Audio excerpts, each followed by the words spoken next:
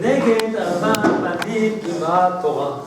אחד חכם, אחד רשע, אחד תם ואחד שלא יודע לשאול.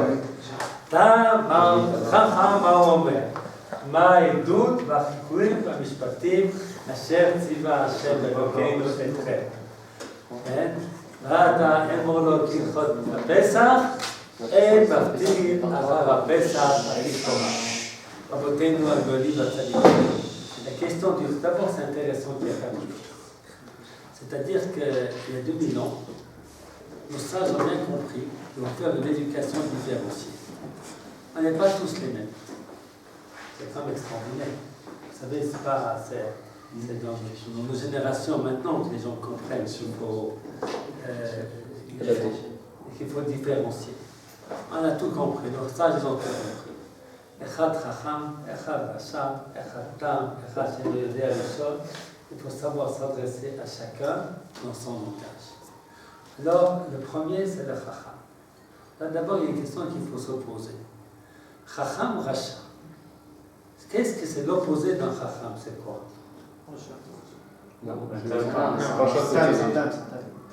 L'opposé d'un chacham. Ou l'opposé d'un racha, c'est quoi? Tzadik. Il n'y a pas de tzadik dans le Mishnah. Dans le Mishnah. C'est bizarre. Moi, si j'étais l'auteur dans le Mishnah, j'aurais dit Echad tzadik, Echad racha, Echad tam, Echad shelo yodea lishon. Pourquoi est-ce qu'on ne nous parle pas du tzadik? C'est une question, non? Qu'est-ce que vous pensez? Pourquoi on ne parle pas du tzadik? C'est pas un critère d'éducation. Toi, tu t'appelles Nelson. Toi, tu t'appelles David. Moshe Rabbeinu. Et toi, c'est Ze'ev. Toi, c'est David. Et toi, c'est Théo. Et ça, c'est Mendel. Non, Yankel. Ouais. Ça, c'est Meir. Non, c'est le petit frère. Oui, le frère de Meir. Ouvrier. Et toi, c'est Jérémy. Jérémy comment? Un soleil. Ça,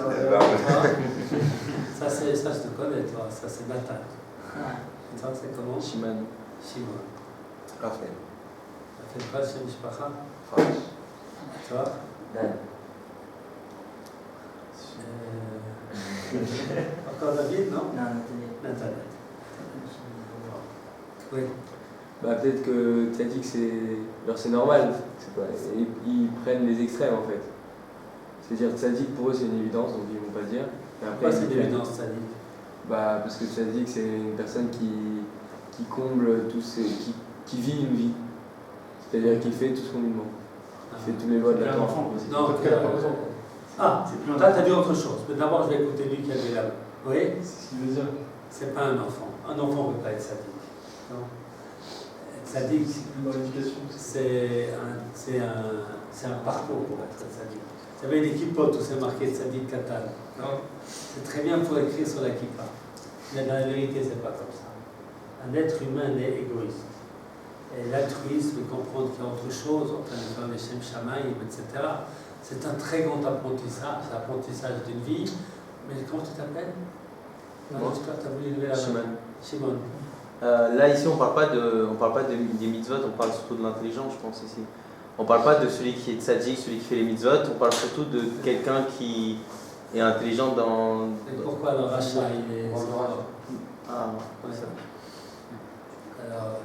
Le rachat, c'est celui qui fait pas les... Ouais. Qui est mauvais, quoi. Mauvais. On parle du caractère. Alors, donc, je pense, moi, je vais prendre l'explication, la réponse que vous avez donnée, elle est excellente. C'est... Tzadik, c'est un ta'alir. Un enfant n'est pas tzadik. On est en chemin d'être tzadiki. Oui, et toi, tu voulais dire Non, Natanel. Ouais. C'est le fait que quand on est dans une famille de Racham, nous on va sur ce chemin de Racham. Par contre, genre, peut-être on est dans une famille de Racha, et donc nous aussi on va sur ce chemin de Racha. Alors que tzadik, c'est qu'on le devient, quoi. C'est quelque chose qui s'apprend, c'est pas quelque chose qui s'acquiert de la famille. C'est un rachat. Mais tu peux genre même si tu es dans un contexte de tzaddik, genre tu peux changer ce contexte, alors que tzaddik c'est toi qui veux devenir ce tzaddik, c'est toi qui deviendras, c'est ce qui dépend de toi. Un effort, parfait. Alors la Mishnah nous dit, la Gemara, enfin la Gada, Cha ma hu omer. מה העדות והחוקים והמשפטים אשר ציווה השם אלוקינו אתכם. C'est une question à rallonge. מה העדות והחוקים והמשפטים. Il est chacham, il pose plein de questions. Quelle est la réponse qu'on lui donne? ואף אמור לו הלכות הפסח אין מפטירים אחר הפסח אפיקומן. C'est quoi cette réponse? D'abord, qu'est-ce qu'elle veut dire? Je crois que j'ai la question. La question, eh bien, quels sont les doutes? On va expliquer la différence entre les témoignages. Il y a des mitzvot qui sont des témoignages, comme Shabbat et les fêtes. Chukim, les lois qu'on ne comprend pas très bien le sens. Mishpatim, toutes les législations, Beladam et Chavero, enfin toutes les lois sociales, etc. Ma edut achukim mishpatim asher tziva Hashem Elokeinu atrem qu'Hashem vous a ordonné. Voilà, il veut tout savoir. Va fateh morlot, toi aussi dis-lui. Qu'est-ce que tu lui dis? En maftirin achar apesach afikoman. Ça veut dire quoi cette phrase-là? En maftirin achar apesach afikoman. Oui, Théo explique. On ne consomme pas la fikoman après ça. On prend Oui, qu'est-ce que c'est afikoman? C'est ce qu'on cache. Non. Après, on veut avoir ça, non? Qu'est-ce que c'est afikoman? C'est ce qu'on cache comme péché. C'est ce qu'on passe, c'est ce qu'on appelle aujourd'hui afikoman. Afikoman, c'est le dessert. Et maftirin achar pesach afikoman. Après avoir mangé l'agneau pascal, on ne prend pas de dessert. Alors imaginez-vous que vous avez posé la question au Raboutchko. Nous sommes Pessah. Eh bien, on aimerait savoir Chukim, Mishpatim, qu'est-ce qu'on avait dit? Et d'autres Chukim, Mishpatim, Asher Tziva, Hashem Elokeinu Etrem. Réponse du Raboutchko. Après le commande Pessah, on ne mange pas de dessert. Vous serez content de la réponse? Hein? Qu'est-ce que vous allez lui dire? C'est rabbin, il faut le renvoyer. On lui pose une question, il répond à côté. Il répond, Maïdou, Taroukim, Mishpatim, Mashatsiva, Hashem Elokeinu Etrem. On va savoir plein de choses. Il me dit une loi. Importante ou pas importante a priori? C'est important. C'est important, oui, enfin. Et il y a des choses plus importantes dans le Seder? Oui. Par exemple, c'est important. C'est une question générale, ça. Hein? Matzah, maror. La matzah, maror, maya, gada. Un petit détail. Hein? Après, comme un Pessah, on ne mange pas de dessert. Qu'est-ce que c'est que cette réponse? Alors, je peux poser cette question au Seder cette année à la maison. D'accord? Hein? C'est une bonne question. Moi, quand j'étais petit, il fallait. On préparait des questions. Moi, j'avais ma Haggadah et puis j'ai préparé des questions. Je ne sais pas si j'ai posé celle-là ou pas, ça je ne me souviens plus. Hein, mais c'est une question qu'on peut poser. Alors d'abord, je vous propose au Seder de Pessah, question. Hein, qu'est-ce que c'est la réponse qu'on donne au Chacham? Attends, si vous avez une réponse, c'est bien. Alors, quelle est votre classification? Vous pouvez répéter la question? La question, c'est qu'il n'y a pas de corrélation entre la question et la réponse. Le type, il pose une question. On est au début du Seder. Il voit plein de lois, plein de trucs. Alors, il aimerait comprendre. D'accord, on ne sait pas très bien le mot Mishpatim, c'est ce qu'il vient faire, parce que la nuit du Seder, il n'y a pas tellement de Mishpatim, c'est surtout les doutes. Le Chukim, il y a toutes sortes de pratiques un petit peu bizarres. Mais disons, alors, il pose des questions très générales, il veut tout savoir. Hein? Savoir quel est le sens de tous les commandements que Dieu vous a donnés. Voilà. Et bien on lui répond, tu sais quoi? Après quand on appelle ça, il ne faut pas manger de dessert. Alors, il m'a posé une question hier, la dernière fois on a parlé du tzitzit, n'est-ce pas? Non? Alors vous avez posé une question. Pourquoi le tzitzit c'est considéré comme équivalent à toutes les mitzvot? Et puis je vous réponds, vous savez quoi? Il faut faire 4 nœuds au tzitzit. Il y a une corrélation entre la question et la réponse? Ben non, pas de rapport. Non. Il n'y a pas de rapport. Hein? On pose une question et on répond quelque chose qui n'a rien à voir. Alors, tu as une explication, Moshe. Est-ce qu'on s'appelle Moshe? C'est Tziat Mitzrayim et Moshe Rabbeinu. Voilà, on t'écoute, Moshe. Non, c'est quand on a goûté au Corban, c'était sous-entendu que quand on est sorti d'Égypte, c'est qu'on a reçu la Torah. Et on goûte pas au dessert, sous-entendu que le dessert c'est plus un plaisir. Et que le fait de savoir la raison des choses dans la Torah, c'est qu'on n'a pas forcément on n'a pas forcément besoin de les comprendre, mais il faut juste les appliquer. Donc finalement, il dit quand on est sorti d'Égypte, on a acquis la Torah, mais on n'a pas goûté au dessert, on n'a pas commencé à comprendre. Voilà. L'idée est géniale. D'accord? Dire que je suis d'accord, ça serait exagéré. D'accord? D'accord. Mais l'idée est géniale. Et c'est très bien que tu dises des idées que je ne suis pas d'accord. Moi, ça fait la chose intéressante. D'accord? L'idée est géniale. Il dit qu'est-ce que c'est le dessert? Il dit le dessert, c'est l'explication des choses. Lui, il veut tout savoir. Et on lui dit ouais, mange, hein, il y a patsa, maror, La réponse, c'était pas le Zman de Pessah. c'est pas le Zman de Pessah. Bon, il est d'accord, il a fait tchouva, il faut bien comprendre le sens des choses, mais ça c'est Shavuot. Voilà. Ça c'est bien ce que tu dis. Pessah, C'est comme ça que je voulais dire. voilà. Vous ne voulez pas dire qu'il ne faut pas comprendre le sens des mitzvot, d'accord? Surtout pas Echad Eliyahu. Mais on a le droit de dire, même ça, Echad Eliyahu, il a liberté de parole, Echad Eliyahu. Alors, mais il voulait dire qu'à Pessah, ça c'est bien ce que tu dis. Parce qu'effectivement, Pessah, c'est vraiment la fête des mitzvot. Si Shavuot, c'est la fête de la Torah. Pessah, c'est Chodesh Hazeh Lachem Rosh Chodashim, Shehi Mitzvah Rishona, She'nistavu Bo Yisrael, Rashi. C'est vraiment la fête des mitzvot. Alors lui, il dit, Ma'edut HaChukim HaMishpatim, Asher Tzivah Hashem Ekum Etrem, pour tout comprendre, tout sens, tout. On lui dit, on ne mange pas de dessert, hein, on n'est pas en train de faire de la philosophie, et puis de la Kabbalah. Aujourd'hui, c'est Kiyum Mitzvot, et si quelqu'un peut éteindre le chauffage, parce que c'est bientôt une sauna ici. Voilà. C'est là. C'est une belle explication que tu as dit. Voilà. Je suis tombé d'accord avec lui. Vous en avez peut-être une autre. Comment est-ce qu'il s'appelle, Yankel? On peut dire, c'est juste une concept, on peut dire que lui, l'enfant il cherche à savoir c'est quoi tous ces kim, tous ces meshpatim, etc. Et il lui répond en disant qu'avant d'aller chercher aussi loin, peut-être il devrait regarder pour des trucs qui ont l'air plus simples et que pourtant ils sont tout aussi peut-être durs à comprendre, comme par exemple la parole. Alors il dit c'est un exemple de mitzvah de détail. Il veut savoir les grands principes et d'autres Chokam et Shpatim. Puis on lui répond, attention, apprends une halakha, encore une halakha, encore une halakha. Il y a l'explication qui va dans ce sens qui a été dite par les commentateurs. Ils disent que c'est un petit peu la dernière mitzvah du Seder. Alors on nous dit, c'est pas qu'on lui donne que cette loi-là.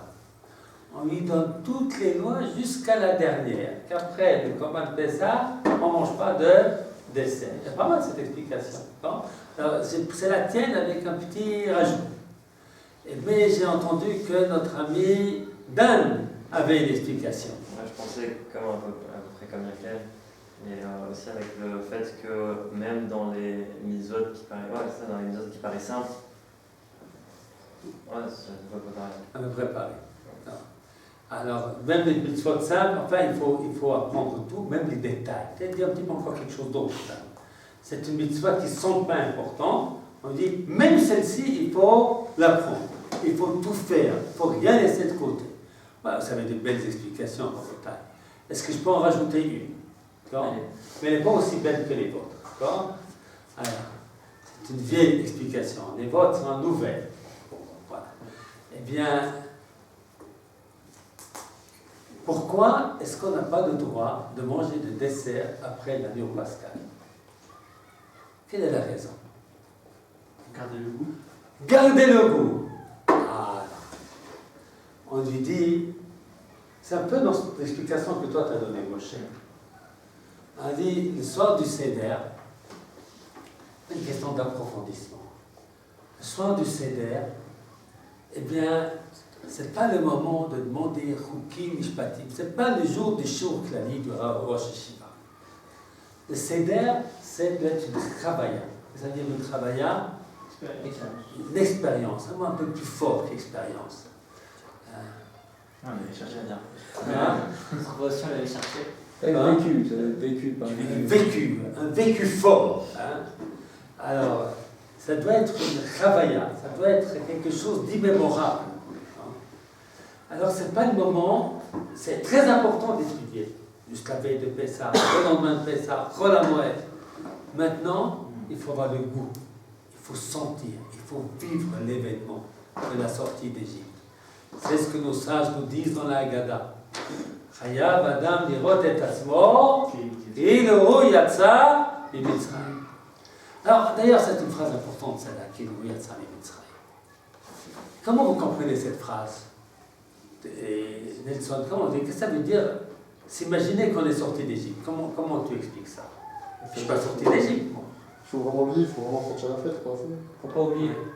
Pas oublier, sentir la fête à fond. Qu'est-ce qu'il faut faire alors pour ça? Ma guide. Hein? Ma guide. Raconter tous les événements. Ouais, c'est comme d'être comme dans un cinéma. Je ne sais pas, vous êtes arrivé, vous avez regardé des films dans votre vie? Non. Bon, alors, si vous avez regardé des films dans votre vie, eh bien, vous serez remarqué que d'un coup, vous oubliez de dans une salle de cinéma.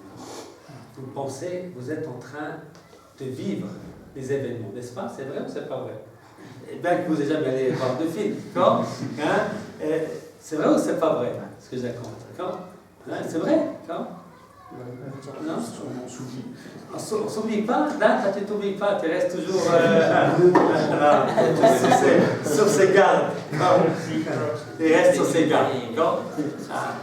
Et toi, c'est comment tu vois un film? Comme ça? On s'oublie, n'est-ce pas? Oui. On s'oublie.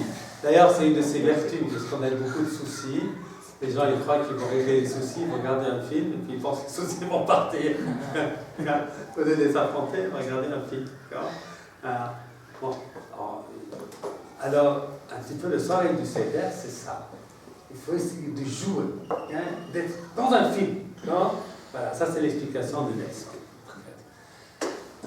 Et puis peut-être qu'on peut donner encore une autre explication. Est-ce que chacun n'a pas sa sortie d'Égypte? On y était. Comment? On y était. Qui était? Nous, dans notre Neshama, il était, quoi. Peut-être pas. Ah, notre Neshama, il était. Ah, Fanel, c'est bien. Tu vas aimer la mystique, toi. Tu vas étudier la Risa. Le Neshama y était, et par conséquent, on y était un petit peu. Et Uriel, qu'est-ce qu'il dit? C'est quoi ta sortie d'Égypte, à toi? Je sais pas, alors moi je pense que chacun on imagine différemment dans notre imagination, genre. Oui. Mais je sais pas vraiment. Mais dis-moi, t'as pas à côté d'Uriel, comment tu t'appelles? Comment? Jérémy. Jérémy. Jérémy comment? Axolène. Ah, Jérémy, dis-moi Jérémy. C'est quoi pour toi? Est-ce que tu as une sortie d'Égypte à toi? Bah oui, c'est des chevaux qu'on doit faire chacun Voilà. sur un point. Alors, il dit, voilà, c'est l'île de Moussa, on a tout ici à l'Yeshiva. Et bien, c'est une très belle explication. Il dit la sortie d'Égypte, si j'ai un truc que je ne faisais pas trop bien, ben, si je m'en sors, c'est ma sortie d'Égypte. Pas mal du tout. Hein? Les amis, t'es où maintenant? Hein? Israël. Où ça? Kocham Yaakov. Naya, vous étiez où? Marseille. À Marseille. D'accord? C'est quoi votre sortie d'Égypte?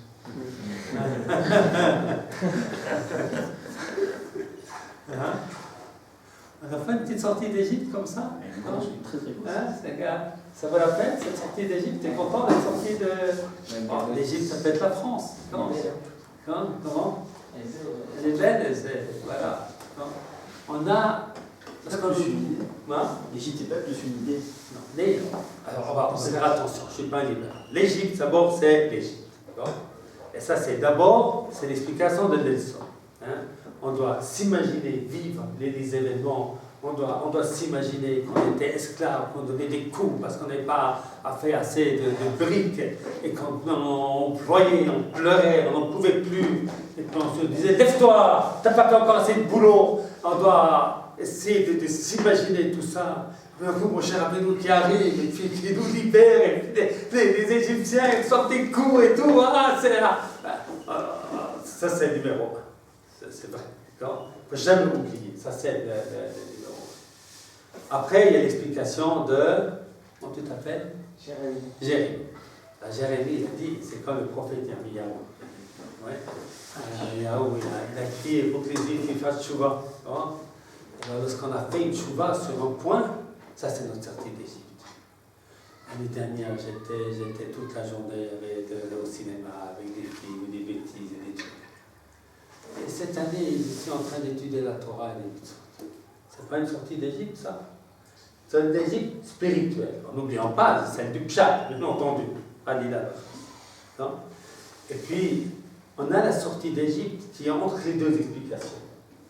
C'est matériel, mais c'est pas de l'Égypte qui se trouve au sud d'Israël, c'est de notre galoute à nous.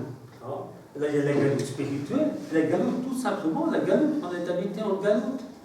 Et Baruch Hashem, pour une raison ou une autre, parce que peut-être mon frère a fait son aliyah, peut-être parce qu'il y a une visite, ou peut-être parce qu'il y a eu des attentats, je ne sais pas quoi, les parents, les machins. Il s'est passé quelque chose qui a fait que quelque chose qu'il y a quelques années, on n'aurait peut-être pas pensé du tout. Abandonner la douce France, le pays le pays de notre enfance, le pays de liberté, le pays des droits sociaux, le pays des allocations familiales, des allocs, le pays des études gratuites. Il y a plein d'avantages dans ce pays-là. C'est les choumim, c'est les concombres de notre époque. Vous savez, les enfants de ça sont sortis d'Égypte.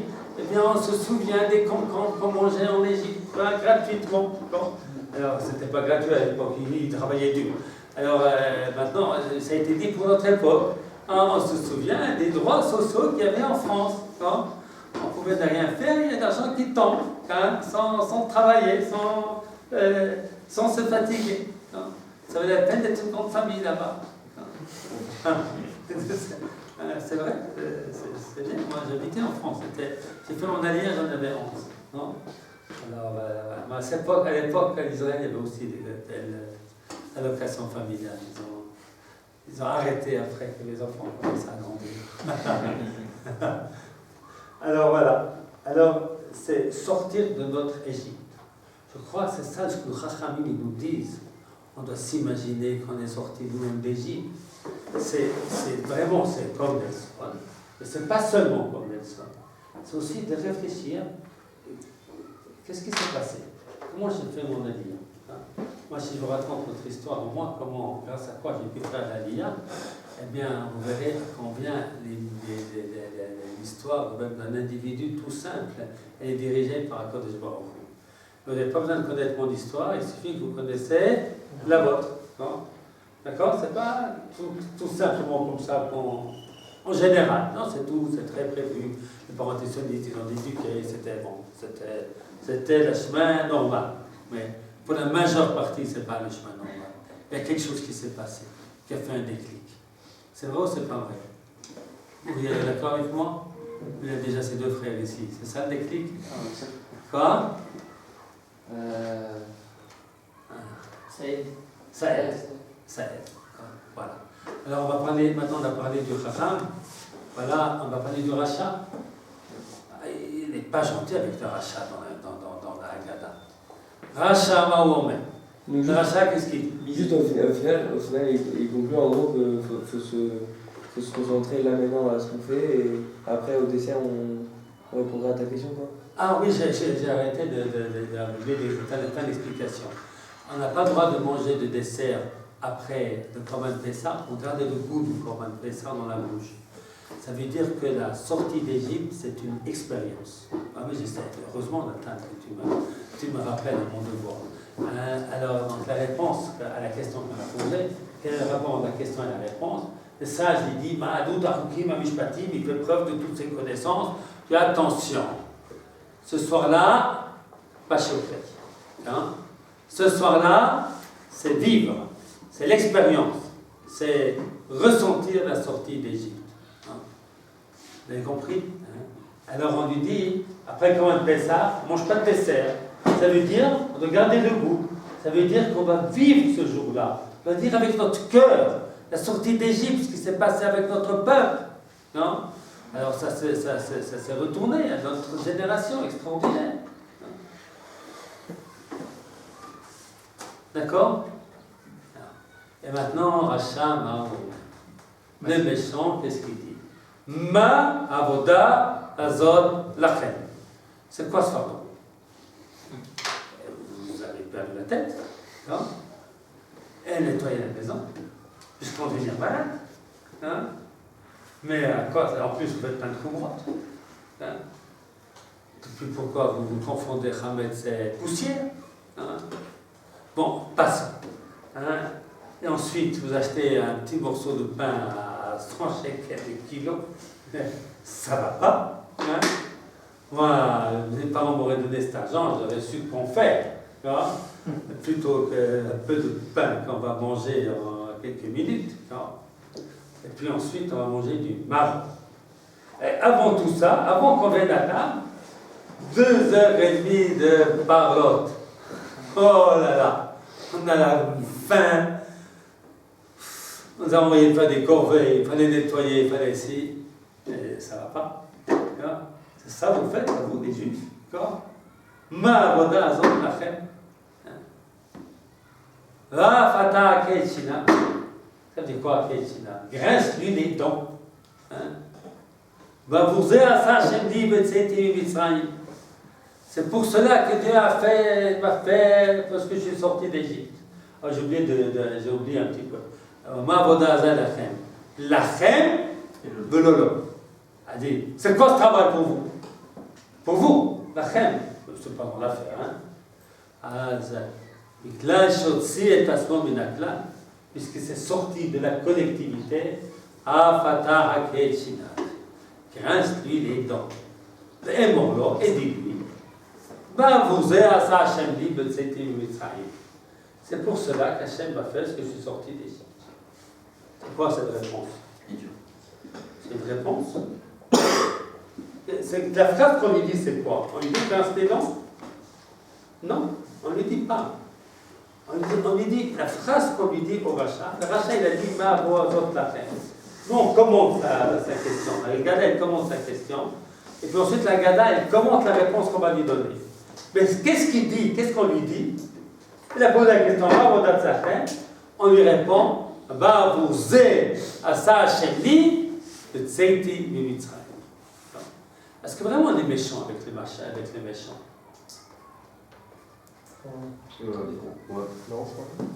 Qu'est-ce que tu dis toi, Théo? On est dur avec nous. Pourquoi on est dur? Qu'est-ce qu'on lui a dit? Tu fais partie du. C'est Dieu, il nous a fait sortir pour nous, et pas pour toi, c'est entre guillemets, tu n'es même pas censé sortir d'Égypte, toi. Oui, enfin, si tu étais là-bas, tu ne serais pas sorti. Est-ce qu'on lui dit ça directement? Non, de façon détournée. Ah oui, on lui dit ensuite un passage. Et on commente, on ne lui dit pas ça. En fait, on lui répond sur le même ton que lui. Lui, il dit ma avoda lachem, et nous on lui dit bavouzer asa Hashem li b'tzeti mitzrayim.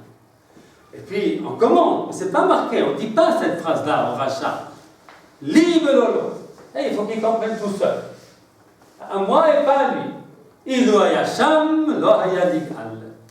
S'il avait été là-bas, il n'aurait pas été sauvé. Non. Pourquoi s'il n'aurait pas été sauvé? Parce qu'il serait resté. Il serait resté. C'est méchant ce qu'on lui dit. C'est la réalité. C'est la réalité. Alors en vérité, il faut essayer de comprendre. Qu'est-ce qui ne va pas dans ce qu'a dit le Racha? Et puis qu'est-ce qu'on lui répond? Alors c'est une question très profonde. Et c'est une réponse très profonde, mais tout dit en allusion. Avec ça, on va s'arrêter pour aujourd'hui. Ma avoda azot lachem. Quels sont les termes utilisés par le Racha? Ma quel mot? Avoda. Avoda. Ouais. Il ne faut pas dire ça au bien qui va, c'est pas un joli mot, Avoda. Alors, Avoda, qu'est-ce que ça signifie dans les oreilles, dans la bouche du rachat? Un travail. Contrainte. Contrainte. Et Ézéchiel, il est fort en français. Hein? Cette contrainte, Avoda, ça vient du mot Avdoud, servitude. C'est quoi? Qu'est-ce que moi j'ai dit autrement avant? J'ai dit ce fardeau. Le contrainte, c'est très bien aussi. C'est un fardeau. C'est quelque chose qu'on fait sans plaisir. C'est quelque chose qui est dur. Waouh, vous embête. Hein? Ça, c'est le premier mot pas joli pour dire de cette belle mitzvah du Seder de Pessah, dire que c'est une avoda. Ouais, hein, si c'était un Edmond d'Azé, il aurait dit c'est son plus grand plaisir. Il a dit 3 Seder de suite. Ça ne suffit pas 2. T'as raison, on en fait 2. Lui, il dit il veut faire 3. Ça, ils font un. Ouais, c'est très différent. Qu'est-ce que tu disais? Quel est le deuxième mot qui n'est pas sympa de l'achat? C'est quoi la phrase déjà? Ma avoda azot lachem. 4 mots. Ma avoda zot lachem. Lachem du dit Nathan. Ça ne s'applique pas dedans. Ça ne s'applique pas dedans. Il dit pas ma avoda zot lanu. Et la ma avoda azot lachem. Alors il a dit 2 choses pas gentilles, ce rachat. Il a dit d'abord que les mitzvot c'est un fardeau. Et puis il a dit qu'il n'est pas concerné. Non. Qu'est-ce que le Balagada il dit? De quoi on est fâché avec lui? De quelle partie? Collectivité, On ne dit pas oh Bigla, parce qu'il a considéré les mitzvot comme un fardeau, grince-lui les dents. C'est pas marqué comme ça. C'est parce que Otsi est Atzmo Minaklal. Ce qui est grave dans le peuple juif, c'est de se sortir de la collectivité. Il a dit 2 choses, Avoda et la peine. Nous, ce qui nous dérange, c'est pas Avoda. Tu peux poser des questions. Tu peux dire c'est quoi ces mitzvot. Je ne comprends pas. C'est quoi leur sens? Non? Ces mitzvot qui nous sont donnés. J'aimerais comprendre. Non? Et tu as 16 ans, tu te dis un petit peu avec révolte. Ouais, c'est quoi tout ça? C'est vraiment, c'est dur. Moi, cette année, je ne participe pas au... Allez me chercher, hein, je vais pêcher du poisson là. Hein? Je vais jouer avec mon ordinateur. Hein? Et qu'on ne me dérange pas. Hein? Je fais des choses très profondes. Hein? Je suis pris. Hein? Je suis pris. Vous avez vu quelquefois quelqu'un qui est sous son ordinateur, vous rentrez dans la salle, vous dites bonjour et vous n'entend pas. Ça vous a jamais arrivé? Non? Ça m'est arrivé? Non? Et quelquefois, c'est vous qui êtes sur l'ordinateur, quelqu'un entre et vous ne faites pas attention. Et maman vous dit mon fils chéri, tu viens manger?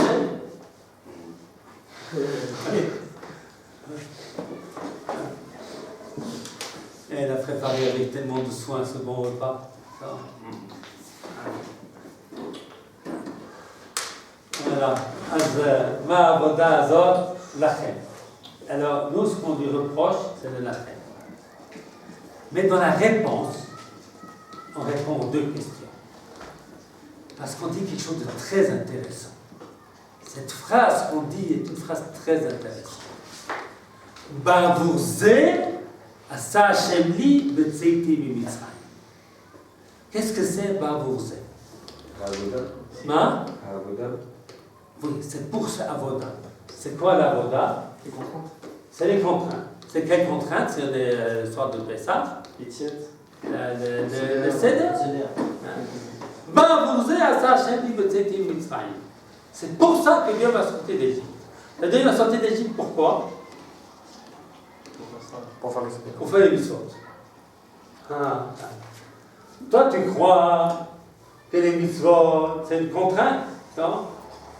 Pour moi, les mitzvot, c'est le but de mon existence. Toi, tu dis, quel fardeau vous dit? C'est pas le fardeau, c'est le but de mon existence. C'est le sens même de ma vie. Non? Maintenant, on dit lui, c'est un verset. Non? Ça pourrait être lui aussi. Et puisque lui, il s'est sorti de la collectivité, eh bien finalement, il n'appartient pas, c'est la conséquence comme vous avez dit. Dans la pratique, même avec Téléchaïm, il faut être gentil. Moi j'ai cru qu'il disait c'est pour les gens comme toi qu'on nous fait sortir d'Égypte. Ah. Bah, on disait. Bah, vous êtes. Pour manger à la table du Seigneur. C'est beau le Seigneur. Moi j'aime le Seigneur. Ah, il y a du boulot, j'aime le boulot. Non? Pourquoi? Parce que c'est pour une mitzvah. Bah, vous êtes à ça, Hachem dit, Mitzrayim. Tous les miracles, pour qu'on fasse les mitzvot. C'est le but. Le but de la liberté, c'est de libérer des hommes pour servir à Kadosh Baruch Hu. Vous avez compris? Ça, c'est la réponse qu'on nous donne pour qui? Au Racha. Et dans la réponse, oui, il dit que c'est un qui s'exclut. Oui, alors ça, je vais t'expliquer encore une fois. Il y a la phrase que l'on dit, et puis le commentaire que fait la Mishnah, la Haggadah sur cette phrase. La Haggadah, elle commente cette phrase en disant pour Zé Asa Hachem Betzeti Mitzrayim, li velolo. À moi et pas à lui. Bigla sheotzi et asmo min haklal, mat'ilu haya b'Mitzrayim, on était en Égypte, il ne serait pas sorti. Voilà. Alors, on voit ici quelque chose de très important dans la Haggadah. Il y a deux chutzpot, Avoda et puis la Chem. Avoda, on l'explique. La Chem, on est fâché. Il ne faut jamais se sortir de la collectivité. Tu peux poser toutes tes questions, mais de l'intérieur, parce que tu es un juge. Parce que tu es. Et là, on rentre dans son jeu. Quoi? Là, on rentre un peu dans son jeu. Pourquoi? Parce que nous aussi, on dit lit. Ah. Justement, on aurait dû faire un peu, on aurait dû faire recette, on aurait dû dire, bah, Oui, là, nous, pour lui faire comprendre qu'il s'est exclu. Oui, alors la vérité, moi je suis d'accord avec toi. Si je devais écrire la Haggadah, j'allais dire autrement. Mais voilà. Mais effectivement, je dis qu'en pratique, il faut être gentil avec tout le monde. Mais en vérité, c'est tout en allusion, tu comprends? Et là, c'est clairement qu'il le rejette. Enfin, non, il ne rejette pas du tout. Il a posé une question, il lui répond. On lui dit, pour moi, sache que c'est véritablement le but de ma vie. Si pour toi, ce n'est pas le but de ta vie, eh bien, tu peux rester en Égypte. C'est-à-dire, je ne vais pas venir te chercher. Ah non, ça ne veut pas dire ça. Non, il faut venir chercher tout le monde. C'est ça, c'est que c'est en lien avec l'éducation. Et là, carrément, il le rejette. C'est-à-dire, aujourd'hui, si un enfant il dit quelque chose comme ça, jamais on penserait de dire, bah, moi je te rejette, je te mets une barrière. Il y a rien à toi et à moi. Là, c'est ce qu'il me fait comprendre, il dit à toi et à moi. Ah, moi je suis tellement d'accord avec toi. Mais je comprends pas, enfin c'est ça que je comprends pas, ça veut dire que c'est pour nous enseigner une méthode d'éducation peut-être. Non, mais peut-être que ça. Parfois il faut combattre le feu avec le feu. Oui. Mais moi je crois qu'encore une fois, on ne lui dit rien de méchant. Tu sais, c'est la même phrase qu'on dit au Sheno Yoder Yeshua. C'est lui qui peut la comprendre comme ça. Tu la comprends comme tu veux. Babouza, c'est un verset. Tu comprends que tu es avec, tu es avec. Tu comprends que tu n'es pas avec, je ne peux rien faire. Ben, je vais essayer. D'abord, on lui répond. Bon, il ne dit pas bâton. Et il n'ignore pas d'ailleurs. Quoi? On ne l'ignore pas. C'est important. Maintenant, il est aussi important. Et peut-être le message qui nous rit, que toi tu fais allusion, Moshe, dans la Haggadah, c'est quand même important de dire la vérité. On ne peut pas dire tout gentil, il fait du petit, mais c'est pas grave, il est mignon. Il faut savoir. Il faut savoir dire qu'est-ce qui n'est pas bien, n'est pas bien. Il ne faut pas avoir peur. Grincer les dents. Il ne faut pas tout accepter. On répond, on lui parle, il y a dialogue, mais il n'y a pas un dialogue où on démissionne par avance. Parce que par le fait qu'il lui réponde, il inclut dans sa collectivité. Oui, la réponse c'est déjà être gentil. D'accord? Et parce que tu as raison, moi je sais qu'on ne peut pas, il ne faut pas rejeter. Il ne faut pas rejeter, mais non plus, il ne faut pas accepter. Et Nathan, dernière question du Shiur, voilà. Non, mais moi, je pense que quand il lui dit toi tu serais resté là-bas, c'est pour lui faire comprendre, au contraire, parce que lui aussi, celui qui pose la question, le rachat qui pose la question, il n'a pas aussi envie de s'identifier avec les Égyptiens. Donc ça veut dire à partir du moment où lui dis, toi tu serais resté là-bas. Ah non, je ne veux pas rester là-bas. Hein. Alors je fais des mitzvot. Il va se remettre en question lui-même. Donc en vrai, c'est vrai. C'est l'amener à réfléchir. Sauf que c'est passé de. Sa question, elle était courte. Question courte, c'est une question à ne pas réfléchir. On dit attention. Réfléchis un petit peu. C'est bien. Abinatan. Voilà. Alors on a terminé pour aujourd'hui. Alors c'est quand vous partez en France pour les vacances?